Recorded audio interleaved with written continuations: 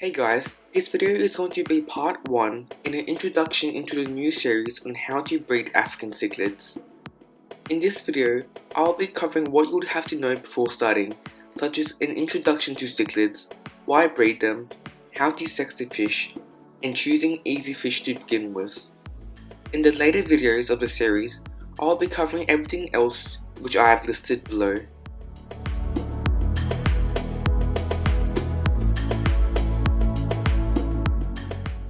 Welcome to the world of aquariums, and stay tuned if you want to know how to breed African cichlids. To begin with, African cichlids have become extremely popular in the aquarium hobby, and this is mainly due to their colours, as they have very stunning blues, yellows and reds. Some of them, like frontoses, can get very large, with adults reaching 30 centimeters, and other dwarf cichlids may only reach a few inches.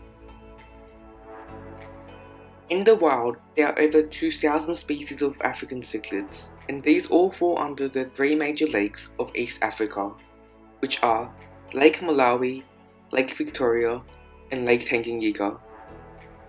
You will also have many hybrid species, which have been bred for many generations and are extremely popular in the aquarium hobby. With this many species, there are obviously going to be many types of cichlids. In Lake Malawi alone, you will be looking at mombunas, peacocks, and haps, and these are going to be the most common ones to breed and what I will be focusing on. But this will also apply to most of the other cichlids from the different lakes like trophis and frontoses. So why breed them? The main reason why people breed them is because they sell easily due to their colours and popularity in the aquarium hobby. I personally was making a lot more compared to what I was putting in and having a lot of fun while doing it. This is because these guys also have very unique breeding behaviours, as they are mouth breeders, meaning that they will hold their eggs inside their mouths until it hatches and raise their fry in there also. Compared to other fish like guppies or egg-laying fish, this can be extremely entertaining to watch or experience for a lot of people. African cichlids are also known for their aggression, and as a result, if you want to breed them, I would recommend at least 3 females or more for every male. To do this, you would have to know how to sex the fish, and the best way to do this is called venting them.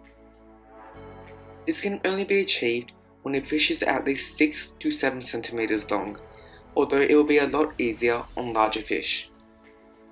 To do this, you basically check the underside rear end of the fish.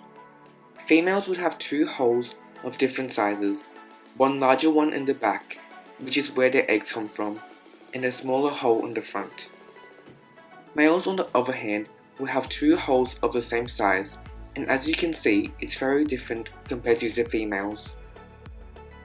Now that we have all this covered, you may be wondering what fish to begin with. The 2 types I would go with are peaceful mombuna species and peacocks. You should always look up whether the fish you are going to choose are ones that are more peaceful or very aggressive, as peaceful ones are a lot easier to begin with.